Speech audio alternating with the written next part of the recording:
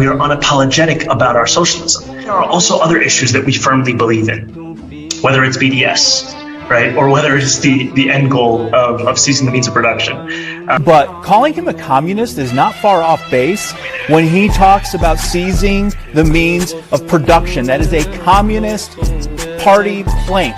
Calls himself a democratic socialist. He's not. He's a socialist. He's closer to a communist. He said it. He's on the record saying he wants to put as many socialists in power so he can seize the means of production. This guy, to me, hates the American dream.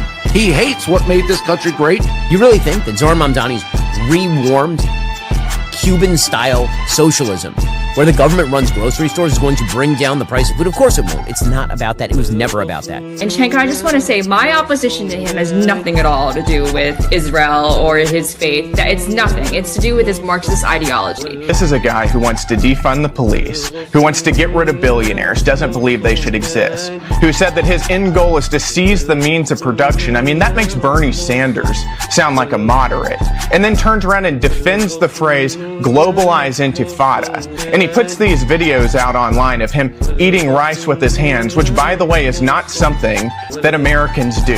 That is third world behavior. Do you like capitalism? No, I have many critiques of capitalism. And I think ultimately the definition for me of why I call myself a democratic socialist is the words of Dr. King decades ago. He said, call it democracy or call it democratic socialism. There must be a better distribution of wealth for all of God's children in this country. And that's what I'm focused on, is dignity and taking on income inequality. Hello, hello, hello. Welcome to another edition of the show. I am Matthew Hunter, joined by two amazing guests from DSA to talk about Zohran Mamdani mania, as it's seemingly taken over the nation in a way that I think the Bernie Sanders campaign didn't do. So I cannot wait to dive into that. Obviously, the DSA National Convention is coming up, so it seems to be hitting at this sort of peak moment for DSA, sort of resurgence. I saw a post from a DSA member a few days ago saying that there's been a 20% increase in DSA membership nationwide. So definitely a resurgence of DSA a la 2016. Going to talk about the convention. I want to talk a little bit about DSA caucuses and factionalism, so to speak, and how DSA organizing is really done. I think there might be some misconceptions about that, or some misframing about maybe how DSA should be looked at, I think, by the left. And plus, even though this wasn't really on the show's docket when we scheduled the show, AOC's vote in regards to Palestine came up in the last couple of days, and her statement, I think it was yesterday, seemed to spark, obviously, a lot of controversy over defensive munitions. So I want to dive into that one as well. But I'm joined by two amazing guests. I'll start with Jordan. Jordan, feel free to introduce yourself to the audience. Hi there. My name is Jordan, or JJ. I'm a member of the Philadelphia DSA chapter. I'm a member of our local steering committee, and I'm a national delegate for the 2025 National Convention.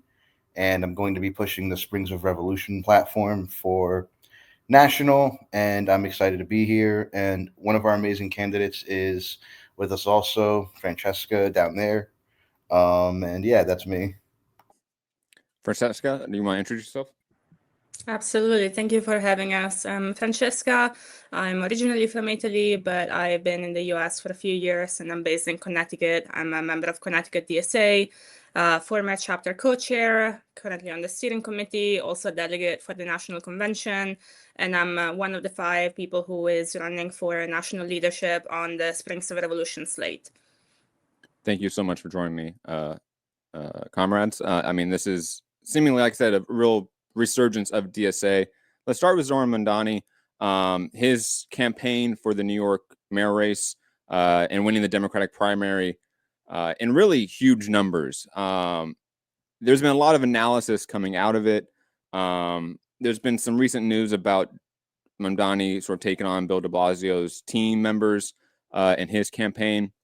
And obviously the narrative, or sort of the debate within the left, especially on the online sphere, has been that Mamdani is like an AOC, who we'll get to later, somebody that is really potentially not tied to DSA's organizing as much as people want it to be, and may not be beholden to DSA's political line once he's in political power.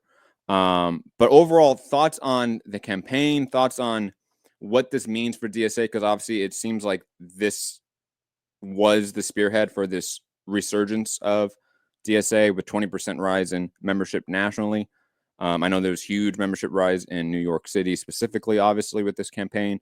What does it mean for DSA? What does it mean, obviously, for the overall left movement, working class movement in the U.S. as well? JJ, start with you.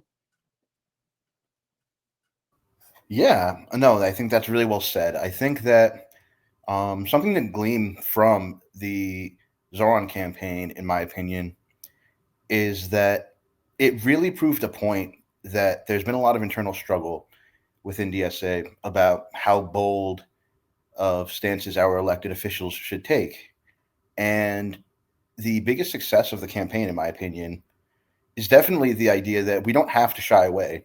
We don't have to water down our politics. We don't have to water down our platform. We don't have to water down our ideas. A long time, there's been this internal struggle of what's palatable versus what represents a socialist vision. And I think that Zohran was really able to coalesce both schools of thought within the campaign. We had people that skew more on the DSA left helping with the policy platform, helping set up canvases in different areas. And on top of that, we were really able to unite a lot of different sects of the socialist movement together within the campaign. So it really helped kind of portray a really bold vision and coalesce that. And I think that that's always going to be really good for the organization when stronger campaigns are able to stay true and stay bold to the policy platform.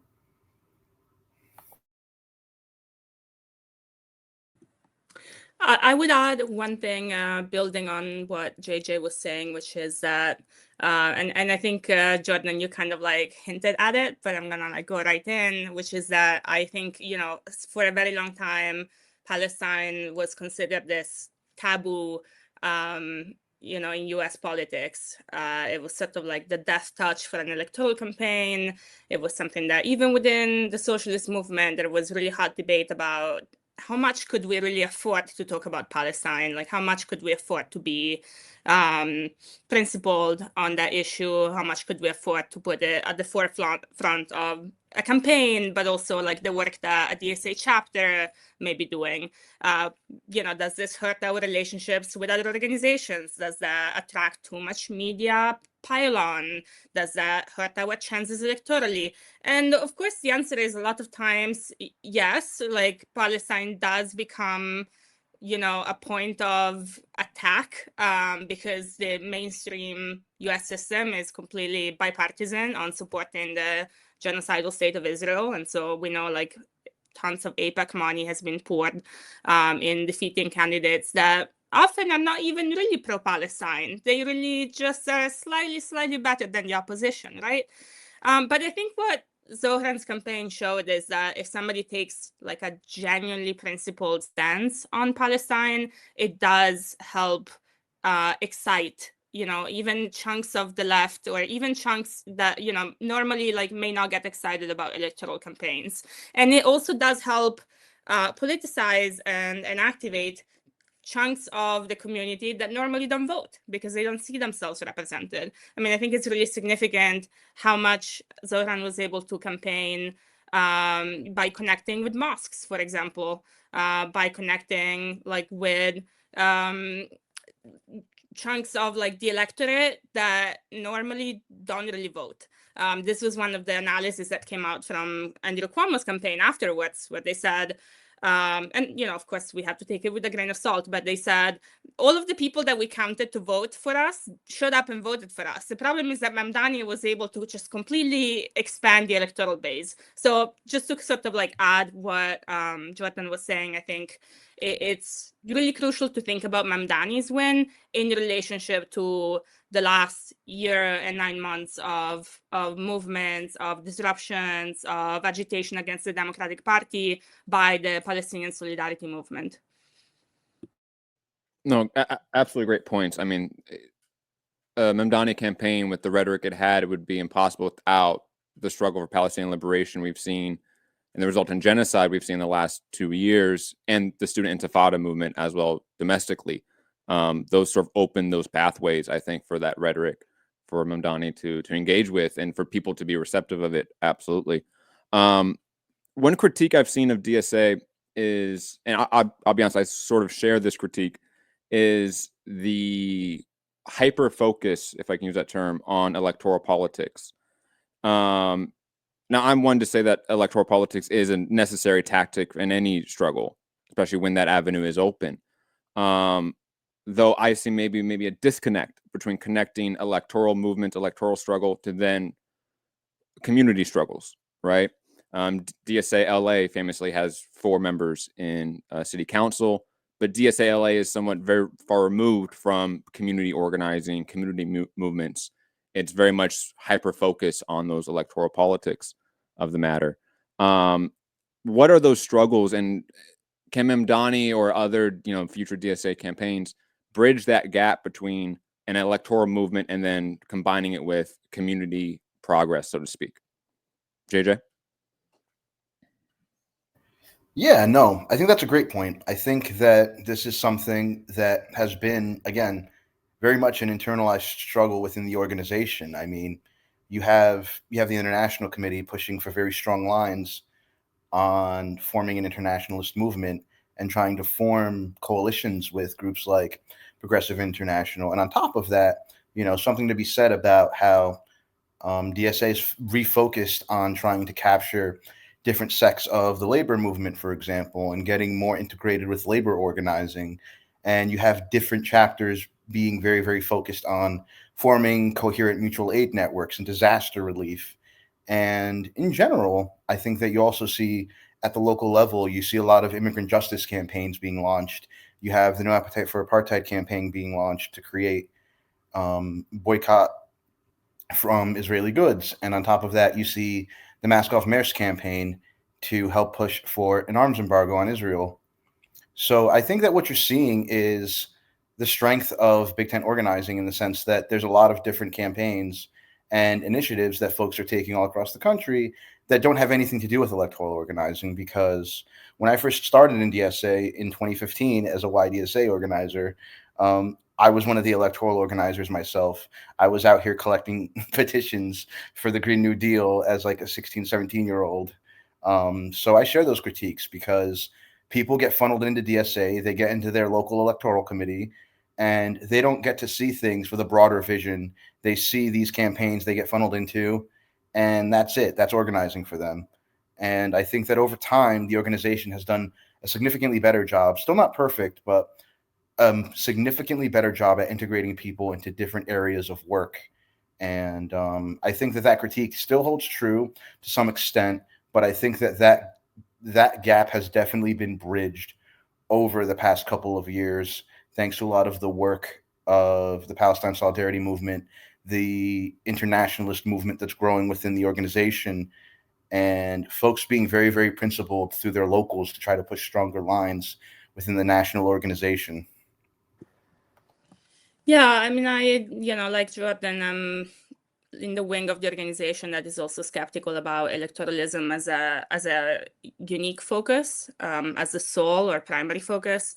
And Matt, you were touching on it. I think what you were saying about the fact that you wouldn't see Zohran's win without the Palestine movement over the last couple of years, without people being in the streets and making space for a certain kind of messaging, certain kind of rhetoric, creating the appetite for a candidate like Zohran.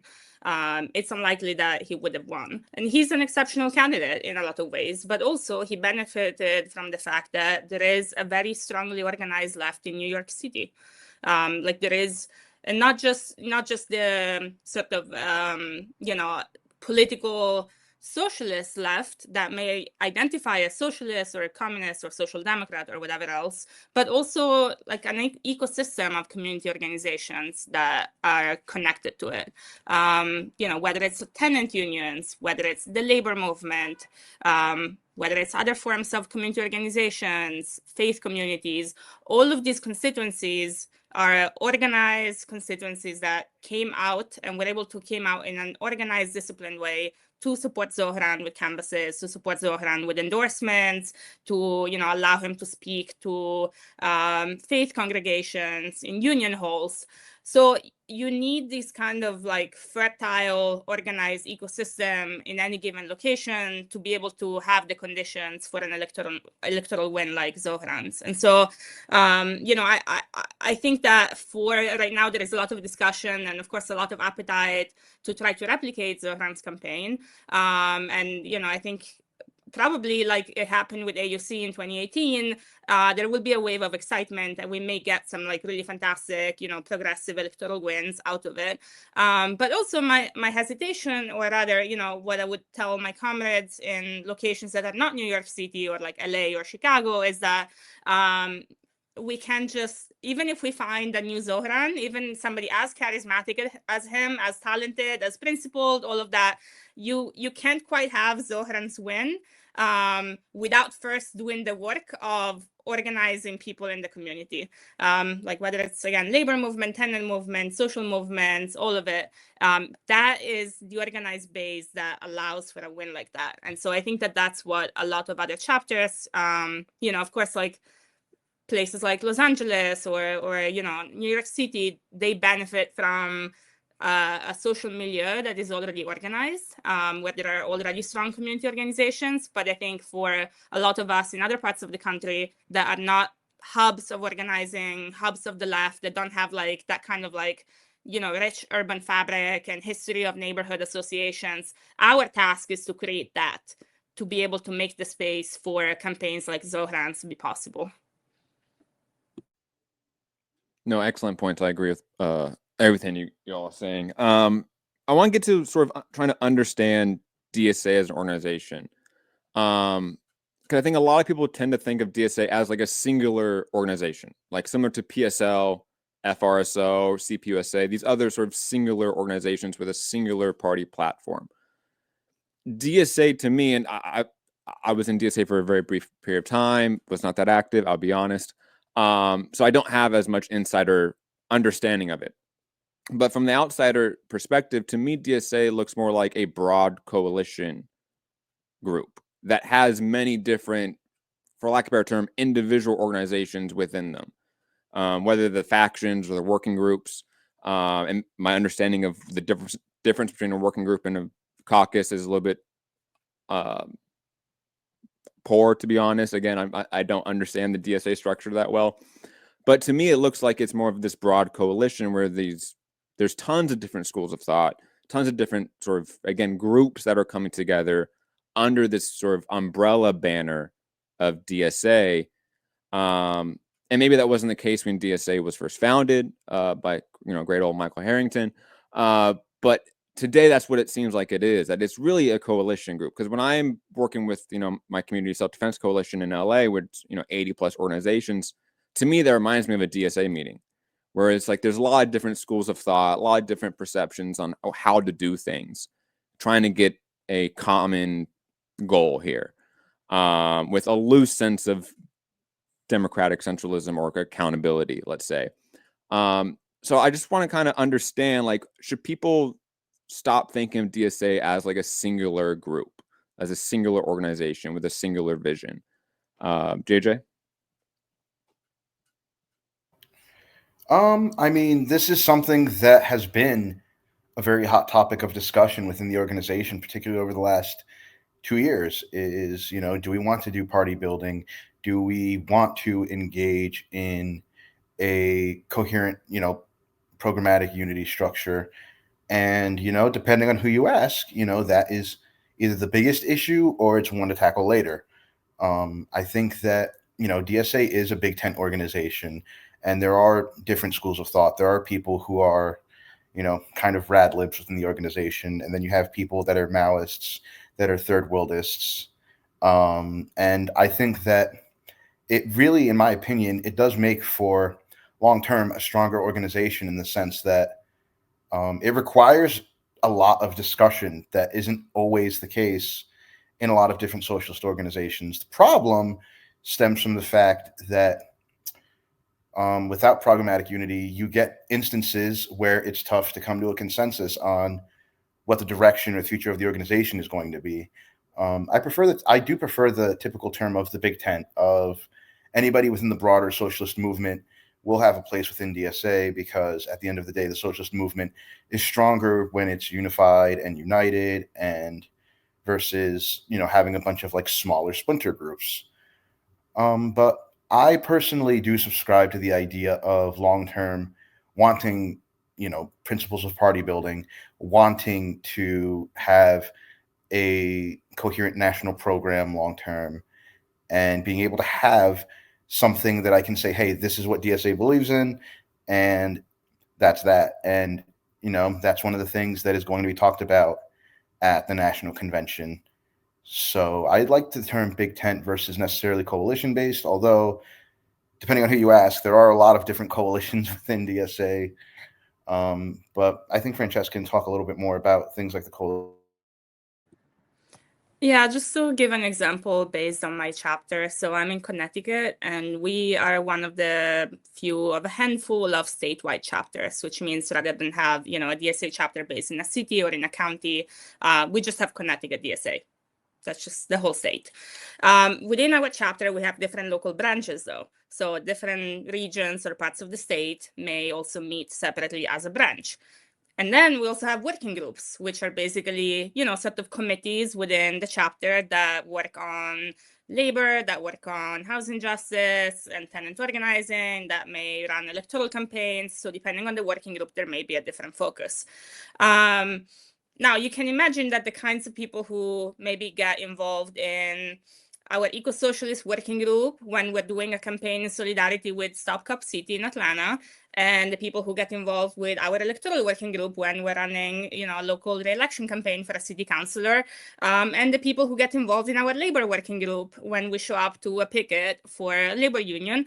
All of these are folks that bring different sets of politics, different sets of priorities, different experiences, different analysis. And so that's where, the organization is both very rich, because we're able to connect, having an elected on a city council with a tenant union in that area and be able to work together to pass an ordinance to protect tenants. And then, we're able to connect that struggle with a local labor union that might show up to support. And we're able to connect that with doing political education around Palestine. The fact that there are all of these different areas of work and that people bring in like different sets of politics and experiences makes it for a really rich environment where we can connect different struggles. We're able to sustain different lanes of work at the same time and have them also, collaborate and cross each other. But it also means that we get to disagree a lot, because there is no sort of like unified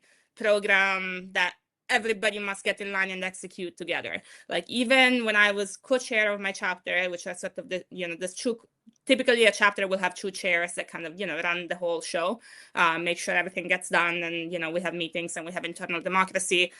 I still could not tell all of my members, tomorrow, like, we're gonna go and do this thing all together, because there are 900 people and in my chapter, and each of them wants to do something different, and we have to actually like kind of litigate it and sell that vision to people, because we don't have the kind of, democratic centralism to be able to get a leadership body to say, everyone go do XYZ. Everything gets like debated and litigated and voted on and discussed, and then people, execute it if they believe in the vision behind it. So that's at the local level. And then to kind of complicate things nationally, there are factions, which we call caucuses. And caucuses typically come together around, either shared politics or often sort of like a shared programmatic vision for what approach to organizing, what strategy the socialist movement should take. And so caucuses, sometimes they're local, they're mostly based in one chapter or in one region. Sometimes they have a national scope, and so they involve people from different chapters all across the organization. And typically caucuses are the bodies or the organized factions that may push for a particular vision at the national convention or a particular vision within a chapter. Now, the vast majority of DSA members are not members of a caucus, so they're not part of an organized faction. But still, they may engage with factional politics in the sense that they may feel closer to one strategy or another that's being proposed. And so, in that sense, I think that I agree with Jordan that I think that the kind of term big tent is maybe more accurate, because organized factions are only a tiny portion of membership. But if we just look at those different organized factions, I do think that the idea that they kind of operate as organizations within the organization is correct, in the sense that, I think one of the things that people notice about DSA from the outside is that we kind of struggle to speak with one voice sometimes. You may have different bodies in the organization that take different positions on the same thing, on the same political event, that may, struggle with each other, like within the organization. And I think the caucuses are act more like a kind of, what you may think of as a political organization. They have a political line, they come together to push it. Versus DSA, I think it looks more like a mass organization. Anybody can join. It doesn't require like allegiance to a particular line or a particular set of politics or approaches. And it's really like, it's open to everyone. And so then internally we get to kind of litigate like what to do with this mass organization that we have on our hands. To use AOC's vote regarding the Iron Dome and her statement yesterday as sort of an example of how can DSA hold elected officials accountable, because it's part of sort of understanding the structure of DSA. Because I've had DSA members say that there's a process to actually like censor members, right? Like there is some sort of process of accountability within DSA, but to be honest, I haven't read DSA's like constitution, so I don't know the bylaw. But I'm curious, like, what is that sort of system of accountability for a statement that, from my understanding, almost got universal disdain across the board? It's seen from even most people within DSA seem to be really against the framing of this argument, the vote itself.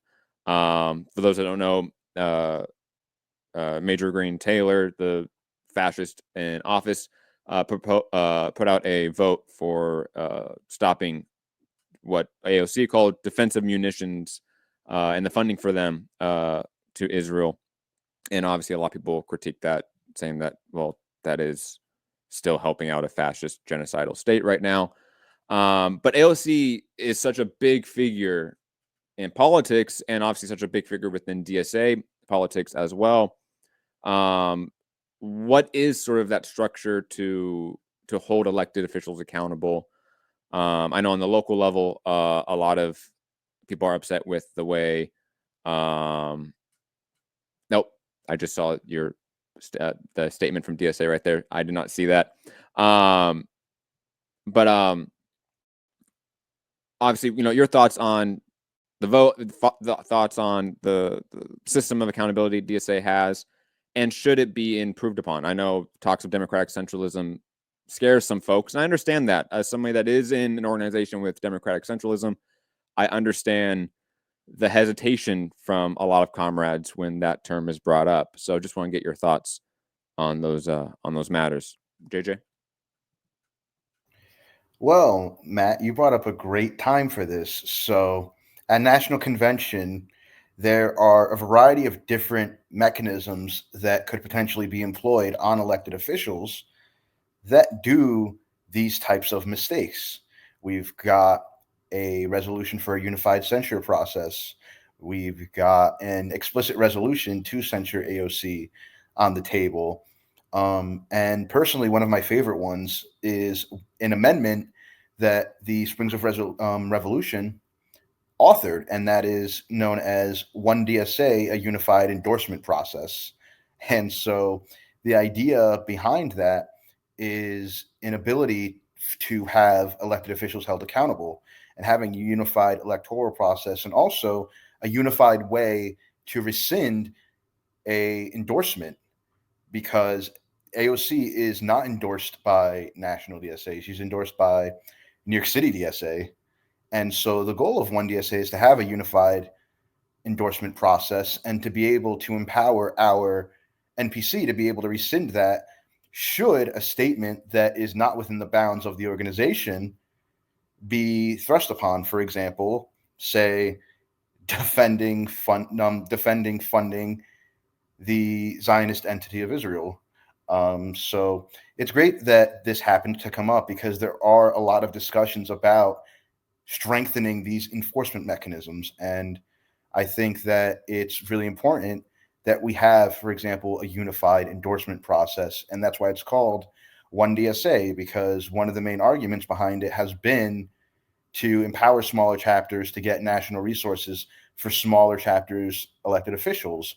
But simultaneously, when somebody steps out of line the way that AOC has in defending this vote, there's actual enforcement mechanisms in place.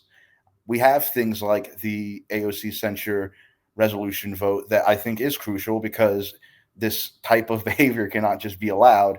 But I think that long term, and why I'm personally pushing for One DSA as someone pushing the Springs of Revolution platform, is that we need to be able to ensure that this does not happen any further.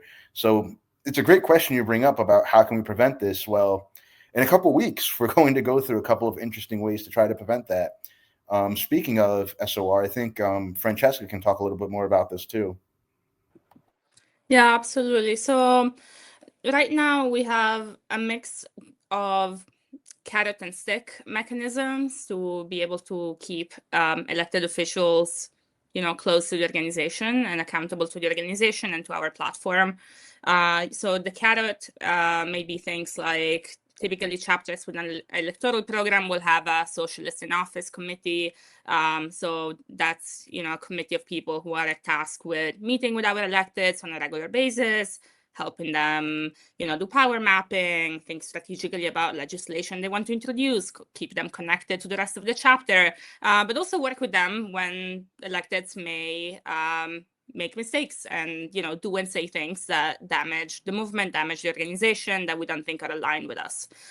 So Socialist in Office committees are one of the main ways that in the kind of day-to-day of our work, we use that as a way to stay connected between the chapter as a whole and somebody that we may have in office. Then, of course, there is the endorsement in itself. When somebody gets endorsed by a DSA chapter, that means the chapter is going to show up, is going to organize canvases, is going to knock doors, make phone calls, invest resources. And so that's another kind of like big carrot element where, electeds or people who are running for office, candidates who want to get a DSA endorsement, because that DSA has proved in several locations to be quite a powerful electoral machine, especially for candidates that, have less traditional background, are not backed by super PACs or huge amounts of money, etc. Gaining a DSA endorsement can be the make or break for somebody to win a local campaign. Now, on the stick side, we do have mechanisms to revoke endorsements, to censure candidates or elected officials, even to expel them. So all of these are, present within the organization, but I think the history of the last few years has shown that the bar to get to those mechanisms is really high. And there is a hesitation within the organization to do so. Because of, media shitstorm, because, the calculation may be like, okay, well, maybe this person is not aligned with us, they're messing up, but we don't want to damage them because the opponent would be worse. As well as, genuine disagreements within the organization about what are acceptable trade-offs. I was part of the Palestine Solidarity and BDS working group of DSA a couple of years ago. And we had a huge conflict within the organization about Jamal Bowman's vote to fund the Iron Dome, which I think we sort of see repeated with AOC today, right? So the same fight that was already happening 2 years ago around Palestine, around voting for military funding, we have not quite solved those internal contradictions yet. But there were, real trade-offs between different lanes of organizing that some different people were doing going within the organization. We had comrades who were working on trying to push a Green New Deal bill, and Jamal Bowman was extremely crucial to be able to that project. And then at the same time, comrades like me who were working on Palestine solidarity, who were saying, no, this is a red line, and somebody who crosses that red line is not reliable, is not a cadre candidate, is not somebody who will have your back, is somebody that will, it means that they are sensitive to mainstream pressures from within the Democratic Party, and they will backslide, which is something that we've been seeing with AOC. This latest case, I think, is particularly egregious, but she's really been, under critique for a while for several votes and positions that she's taken. So, yeah, I think like Jordan was saying, there's a few of us within the organization that have been working on, I would say, two different kinds of mechanisms that we think should be strengthened. On one hand, in the endorsement process itself, having, a more rigorous endorsement process where we don't just endorse any kind of, garden variety progressive who shows up to a DSA chapter, signs up for a membership 5 minutes before and says, yes, I'm one of you, but doesn't really have like a history, doesn't have a relationship of accountability with the chapter, has not, developed as a politician through the socialist movement, but just sort of showed up to get free labor. So we want to, on one hand, prevent those kinds of endorsement and say, somebody who gets a DSA endorsement should really be committed to our platform, should really commit to not crossing certain red lines, and ideally should be someone that has been organizing together with the DSA chapter for some time. And then on the other hand, the second kind of mechanism that we're trying to strengthen, as Jordan was describing, is having, a clear process for what do we do when candidates that may be endorsed by a local chapter are in conflict with the national organization. This has come up not just with AOC, but with, several other people over the last few years. And so figuring out what do we do in that kind of situation so that we don't have, maybe one chapter like New York that continues to endorse a candidate that most of the rest of the organization finds not in step with us, not aligned with what we think a socialist in office should do. I would say I would add, a third element to this, which I think goes back to what I was saying earlier about having an organized working class and an organized socialist movement, which is that, both with the carrot and the stick, all of this really only matters if we have a weight in whether somebody is successful or not in their career. So if someone could run and win without a DSA endorsement, if they don't really need our labor, then probably they are not really going to be accountable to us once they get in office, right? And so that's where we've run into some of the biggest issues, not exclusively, but most often with federally endorsed candidates like AOC, like Jamal Bowman, because those folks are, running much bigger campaigns than just DSA, as it's natural to be able to get to federal office, are getting, are fundraising way beyond what DSA can fundraise. And so they have less accountability to us. And I think going back to the Zohran conversation earlier, I do think Zohran is going to face a lot of pressures from the establishment. We're already seeing it. I do think that we need to be prepared for him to disappoint us, because he will face pressures from the Democratic Party. One thing that makes me a little bit more hopeful when it comes to Zohran compared to AOC is that he is somebody whose political career was shaped by being a DSA member, by organizing with the chapter, by getting elected and then running several campaigns in very close relationship with New York DSA. And so I do think that on some level, the relationship that he has with the movement backing him is different from AOC's. And I guess, it's a bit of an experiment. We've not had somebody in such high and executive office before. So we will have to see whether that's enough. to keep him connected to the movements that elected him or not.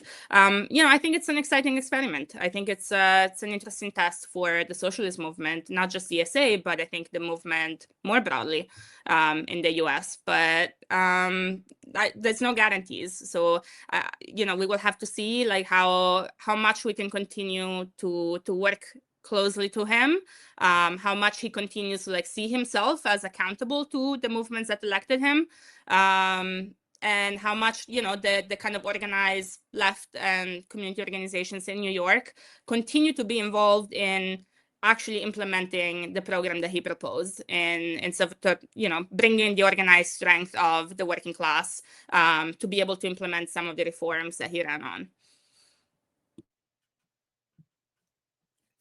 Excellent points. I think with Mamdani, I think a lot of people, should rightly expect some level of disappointment. I think it's just natural. I think when you get into that level of office, especially in New York City, I mean, it's the largest police force in the nation.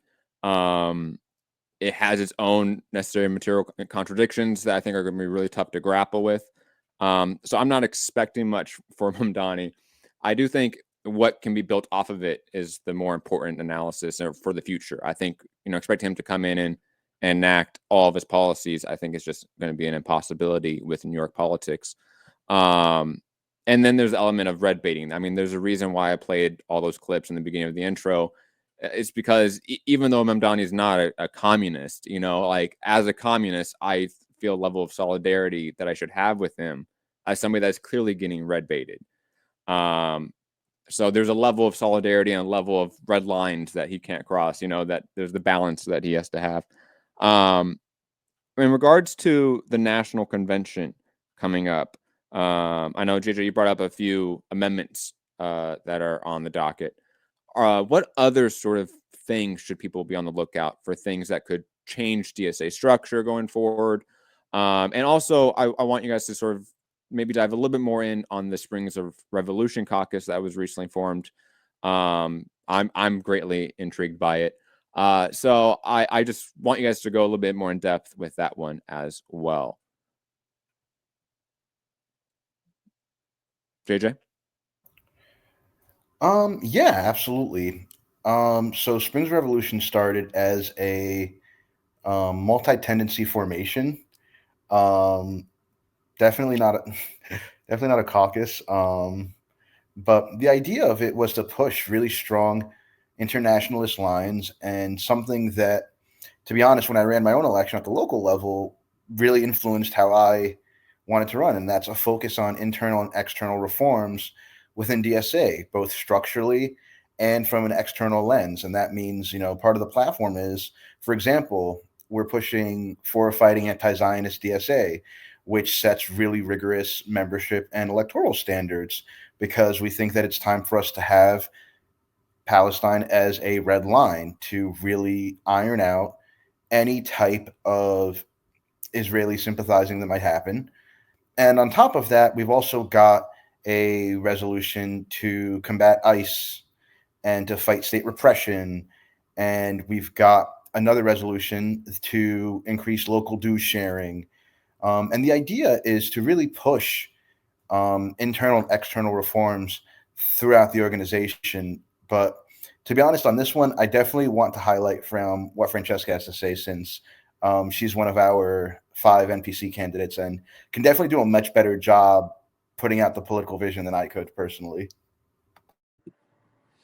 Yeah, so to go back to maybe like the big picture of like what do we expect to see at the convention? Of course, we have our platform, but a lot of other factions and, as well as caucus comrades and chapter leaders are putting forth their own proposals.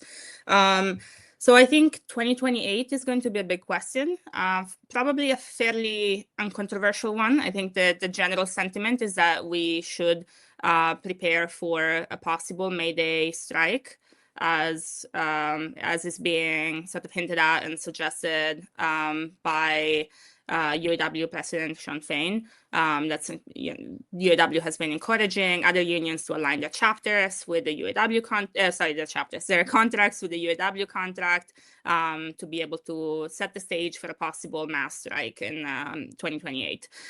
So there's a lot of discussion within the organization, and I do think that it's going to be like a fairly uncontroversial proposal to pass to just start building infrastructure to get the parts of the labor movement that DSA members are involved in strike ready, should that possible mass strike come to fruition in 2028. The election, of course, is another big question in 2028. So we put forth a proposal to direct DSA to start entering conversations with other forces on the left, as well as labor, as well as social movements, to start thinking about what could an independent, unified, left, labor, progressive challenge could look like in 2028, should a coalition along those lines be able to come together and form in the next few years. This is because we saw coming out of the 2024 election, we started to see the beginning of collaboration between different forces on the left, for example, with the Green Party and PSL cross-endorsing each other's campaigns, helping each other get on the ballot in different states, and but also with, organizations that were coming out of the Palestine movement, like Abandon Harris, which was, of course, first Abandon Biden, endorsing a third-party vote. I think all of these initiatives, unfortunately, started coordinating a little bit too late in the game, a little bit too close to the election for like an actual, strong coalition to be able to come together. But we don't know if that may be different going towards 2028, and if there might be an appetite for more coordination across different forces on the left. And so our United Front resolution is really about entering these conversations as DSA, should that kind of coalition be able to coalesce. And we think that's important, not just because of the 2028 election, but so that we can start building that kind of independent infrastructure. And, for example, explore whether, a third party run that may include DSA, may include PSL or the Green Party or WFP, be viable at the local level in certain local races. So 2028, I think, is going to be one of the big themes for convention. Palestine, of course. There are several proposals around Palestine, some of them focusing more on, strengthening the organization's position, whether it's by endorsing like a one-state solution, whether it's by changing some of the language we use to describe the occupation in our communications. And then there are some that are more programmatic and focus more on what organizing strategies should we set as priorities for the organization. Ours, I think, is the most robust because it includes a mix of all of these things. So on one hand, we adopt the Thawabit, which are the unified principles for the Palestinian struggle, set by the Palestinian resistance itself, as sort of, the principles like informing our organizational position on the issue.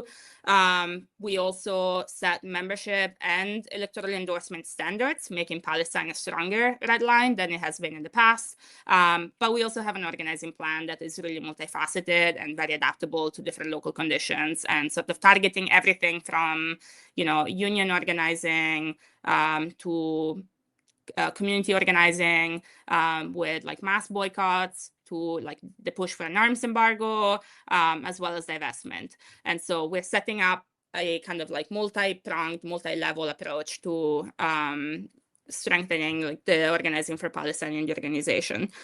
And then there are, on the electoral front, there are, I think, several resolutions that move towards the direction of party building.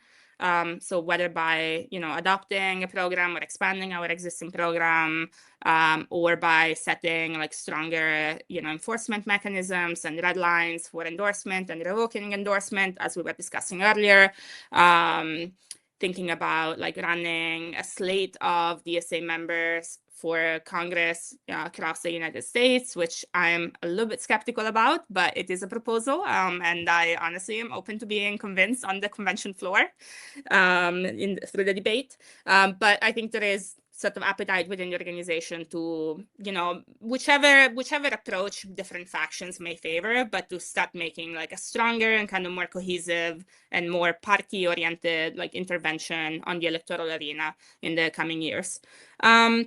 And then we have a few different internal reforms that I think have more to do with, organizational health. So there's a proposal to expand our national leadership. There are several proposals to create like more uniform practices across chapters, things around the budget. So some of it is like, little structural reforms that we do as we go, because like you mentioned earlier, DSA was a much smaller organization up until a decade ago. It really exploded in membership in 2016 and then in 2020 again. And then this year we've had huge growth, actually not just because of Zohran's campaign, but since the Trump inauguration and the election, really.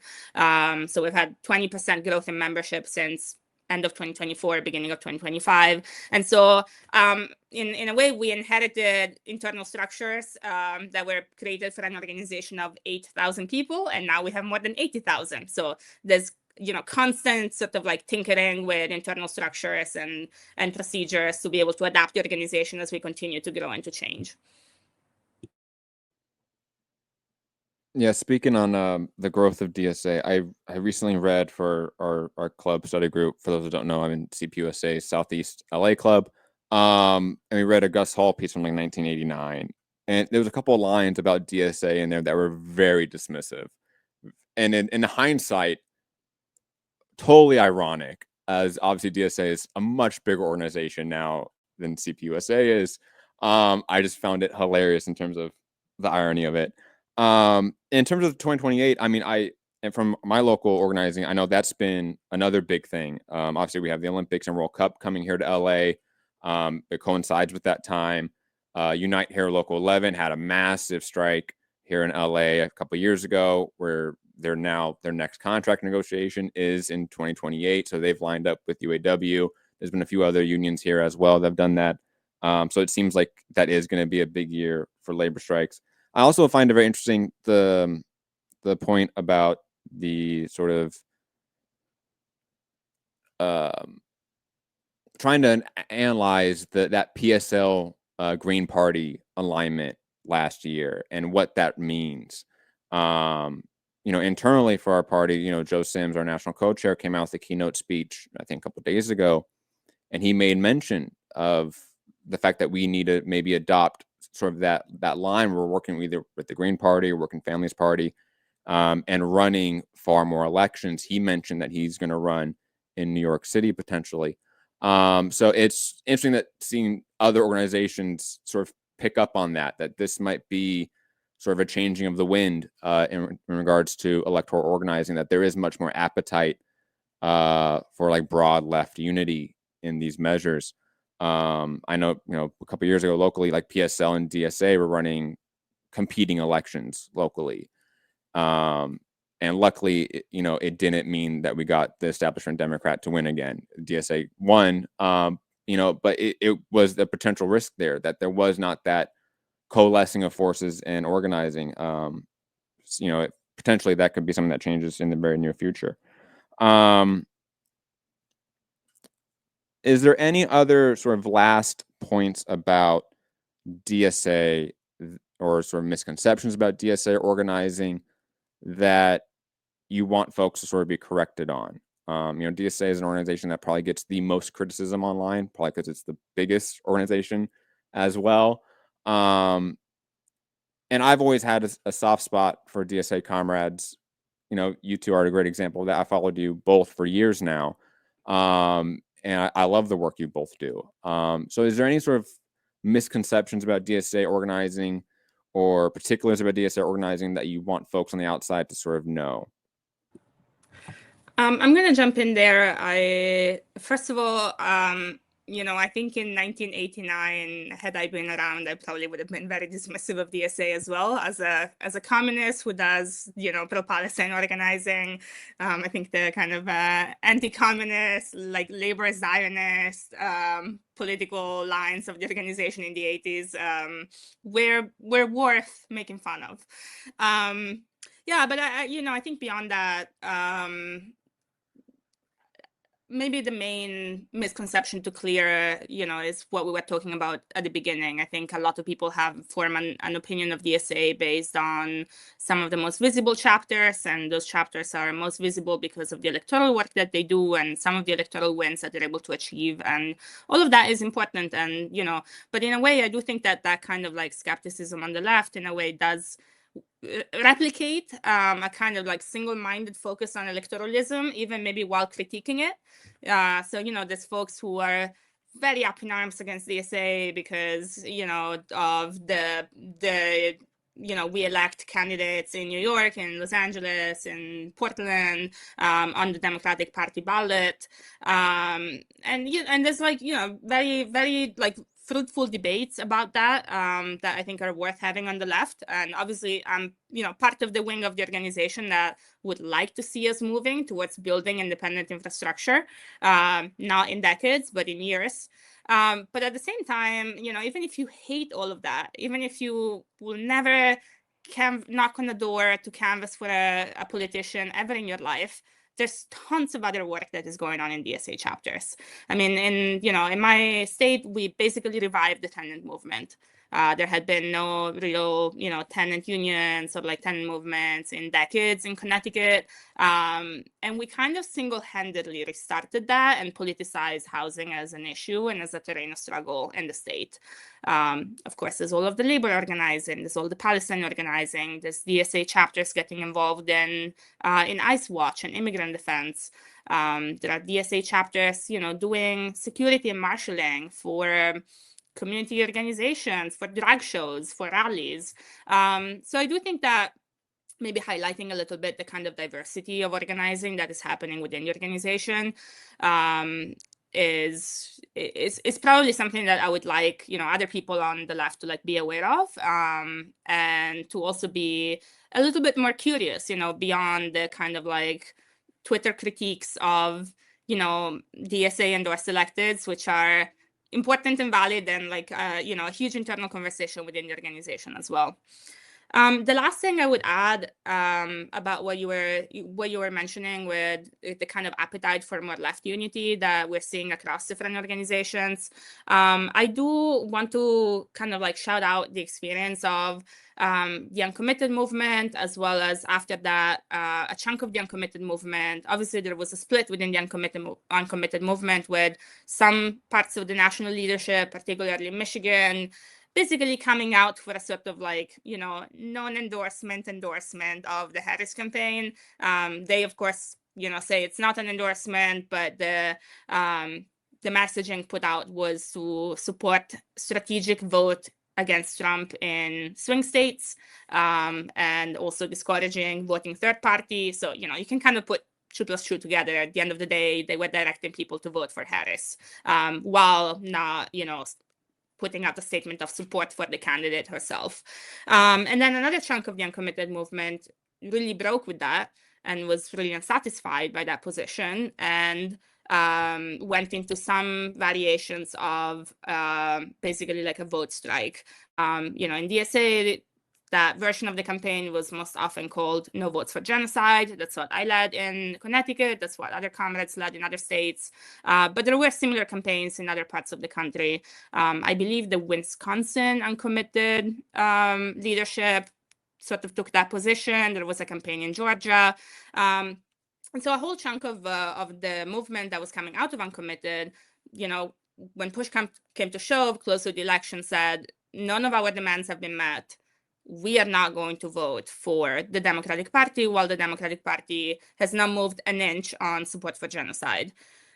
Now, I and many other comrades came out of that experience and being involved in both campaigns over the past year, and of course, the broader movement.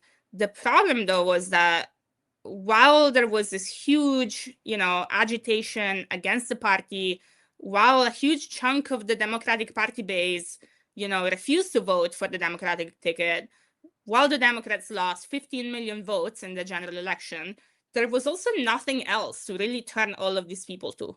Of course, a lot of the Arab and Muslim communities in Michigan particularly voted for Jill Stein and for the Green Party. There was but for the most part, what we saw was abstentionism. What we saw was just the Harris campaign lost 15 million votes compared to 2020, but the Trump campaign lost 3 million. What we saw was just even fewer votes in this election than normal. And the US, of course, is a country where generally a lot of people don't vote. And so where we're coming from with, trying to think about, is it time for the left to kind of unify and come together and start building infrastructure together, is that we need to build some kind of alternative so that we're not stuck in the same routine for every general election to, say, we hate the Republicans, but we also hate the Democrats, but we don't want to vote for the Republicans. And then having these internal fights about, should we just sit it out and abstain completely? Should we sort of, do a kind of tactical endorsement of voting against the Republicans? It's just such a sterile, unproductive fight every time. And what we want to try to do is try to build an alternative that people could actually turn to in these moments of agitation, in these moments when, a huge chunk of the Democratic voter base is actually turning away from the Democratic Party. Something I would like to say, if I could make if I had to say one thing, it's that the beauty of DSA, in my opinion, is if you are passionate enough about a particular organizing project, there is nothing stopping you from honestly saying, fuck it, I'm going to do it. I remember when I first joined the Philadelphia branch in 2023, a little before October 7th, we had no defined line on Palestine. And over the past year, well, 2 years now, we were able to push our own anti-Zionist resolution. We were able to create our No Appetite for Apartheid campaign. We were able to pass our Mask Off Mayors campaign. And we were able to really help highlight Palestine solidarity as a key organizing issue within the Philadelphia chapter. And the beauty of that was, our local left-wing contingent in Philadelphia worked really hard to make all of that happen. And it's one of those things where you saw all of these groups of people that don't historically always get along, and everybody worked together to make that happen. And I think that that's really one of the bright sides of being in a pig tent organization, is you find people who, even if it might just be one singular issue, you're able to coalesce together and organize internally to set lines, to create campaigns. And I think that that's honestly one of the most beautiful things about the organization. And it's something that I think is one of my favorite parts about being in Philadelphia DSA. And I want to see it brought all across the country, is that we have the freedom that if we want to go after a particular issue, a particular campaign, we can do it. And that's something that has always really stuck out to me about the organization, is that if you organize within your community, within your chapter, you can definitely get wins. You can get meaningful change if you're able to organize people. I think at the grassroots level, that's always going to be the case. And it's the freedom to be able to do that more than anything that's always really struck me in a way that I don't always see in other organizations. And that's honestly my favorite part about it, is working with people that might be passionate about something and making things happen. Great points. And I definitely echo the sentiment of we saw mass sort of political apathy in the last election. And there is still sort of this, especially nationally, locally there might be, it might be different cases, but nationally there is not that infrastructure for people to be funneled into for that alternative system, right? Locally that seemed to be developed in LA and New York, maybe Chicago, maybe a few other places. But that national infrastructure is still not there. And that's a big concern for me, especially with what's happening. In LA with the the ICE raids and everything going on, the amount of infrastructure we've developed in the last 6 to 9 months has been astounding. But to sort of your point, Francesca, about New York, like LA also has a huge labor movement. It also has decades and decades of class struggle, racial struggles in the city, community organizational struggles that has built into this moment where, 2,000 organizers can get together and work, do nonstop work for 24/7 for almost 2 months. That's hard to replicate everywhere. Not everywhere has that infrastructure, but it's desperately needed. Before we head out, I want, if you can, to highlight maybe a local struggle that's happening right now for you both respectively, Connecticut and Philly. And just one last question for Francesca, because you mentioned how big Connecticut DSA is, so to speak. I know for our party, Connecticut's also a big area for us. We have a lot of clubs in Connecticut. It's one of our biggest state, so to speak. And for someone in LA and California, I just don't know how that's possible. Connecticut seems so small, and you don't hear about it, but it's obviously this huge, vibrant socialist and working class movement there, where multiple organizations have big presence there in the state. So I want to sort of understand that. What is it about Connecticut too that has led to these mass movements and mass organizations having a real solid presence in that state comparative to others? That's a great question. I need to chew on it a little bit. In terms of local struggles, so, of course, immigration is a big one right now. So, within the chapter, we are both strengthening our relationships with the immigration movement. Given that we have such a huge mass of members, we're sending folks into programs like ICE Watch, court accompaniment, helping with hotlines, etc. But we also got involved very early on in the boycott of Avelo Airlines. So this is the first commercial airline to take up a contract with the government to run deportation flights. Typically, deportation flights are run by charter airlines, and so this is a pretty huge development. And Avelo has several hubs, cities where they operate most of their flights out of around the country, and New Haven, Connecticut is one of them. So the New Haven Immigrant Coalition, which DSA is part of, launched a boycott. As soon as the news came out, it went really viral really fast, and now the DSA International Committee helped connect the Connecticut chapter with other chapters around the country that also have local Avelo hubs to be able to mount a joint boycott nationwide, together with other organizations, of course. So that's a pretty big one that we are kind of ramping up and working to expand in the next few months. Another interesting project that I want to highlight that's fairly new and fairly experimental. So I can't say yet, how successful it will be or what kind of wins we may get. But our local education justice working group, which is mostly composed of educators and librarians, is looking to launch a parent organizing project. So to fight, to connect parents of kids in public schools together with educators to fight for things like more funding for public schools, etc. Now, I think that this is quite significant, and I'm very interested in seeing how it's going to go locally, because only the right wing is organizing parents. Schools have become this huge site of anti-trans panic, moral panics around wokeness, about racial justice, about the woke mob rewriting history, etc., etc. And it's a really intense site of agitation for the right. And so we want to see if we can get in and do the same thing from the left and kind of create a challenge to the right wing, having this kind of hyper focus on parents and kids and schools as one of their kind of frontline sites of attack. Now, why is Connecticut such a hub for socialist organizing? And we did work with some CPUSA comrades, particularly a few years ago when we were running a campaign to pass a cap on rent and more eviction protections at the state level, which failed because our housing committee in the Connecticut legislature is packed by landlords.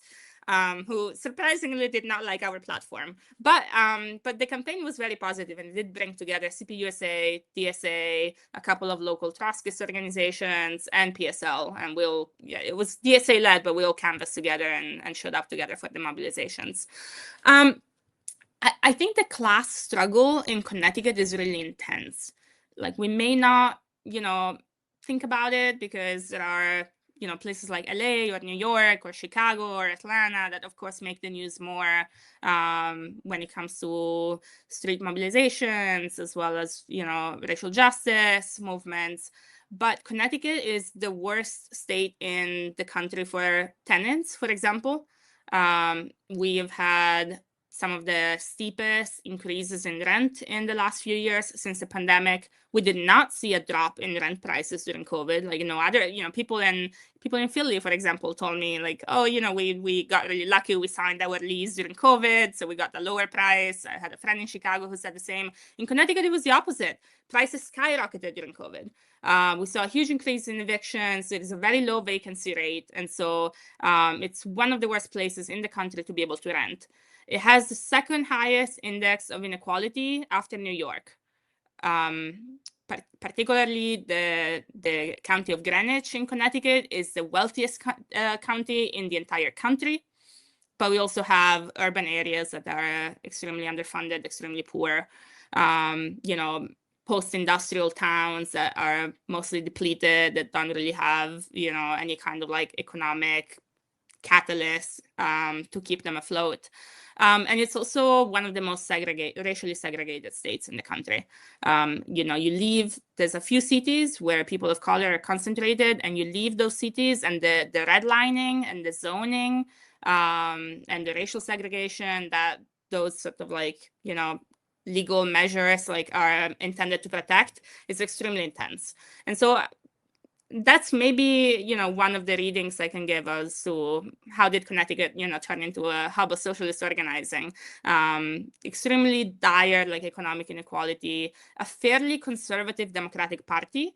And I think because the Democratic Party is so entrenched in Connecticut, there are, of course, like, all of our congressional delegation is composed by Democrats.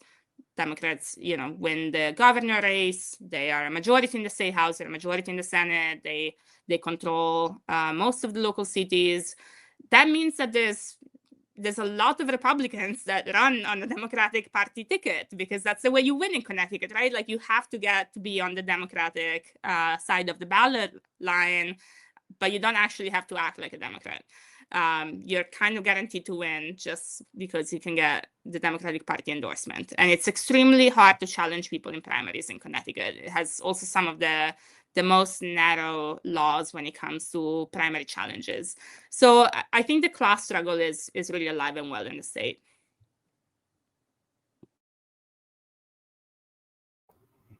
If I were to pick a local struggle in Philly to really highlight, particularly as time goes on, I think the biggest struggle that we've got over the next year is the mass militarization of the Philadelphia Police Department. I think is going to be the big one. They just got upwards of like a $20 million budgetary increase. On top of that, we just had a police officer just get basically 9 months of parole for murdering a local person of color. And on top of that, this has been ongoing for the past couple of years, is that they're not being punished for it. And in this particular instance, a judge actually went against the recommendation, like the recommended minimum sentencing, solely off of basically, the police officer was great, so I'm going to give him a pass, a slap on the wrist. Basically, the one punishment that was given was he can't be a police officer anymore. Like, this man ended a life, and that's it. So that's been consistently happening. So a big local struggle is going to be organizing against the Philadelphia Police Department. And on top of that, we're dealing with a well-known unhoused crisis in Philadelphia. And we're dealing with a mayor that has basically made it so that we are heavily limited on things like mobile crisis services on top of that, where they can only stay in one place for upwards of about 45 minutes. And then it becomes fine after fine after fine. And there's a program where they basically forcibly institutionalize folks that are unhoused in this program. And they do these sweeps of unhoused folks. And that's been fully endorsed and bought on by the mayor. So we're dealing with a mayor that is, mass militarizing the police to a ridiculous extent. They've just started a new drone program to basically spy on protests after all of the mass actions that we did for Palestine, like 2 years ago, basically the week after October 7th.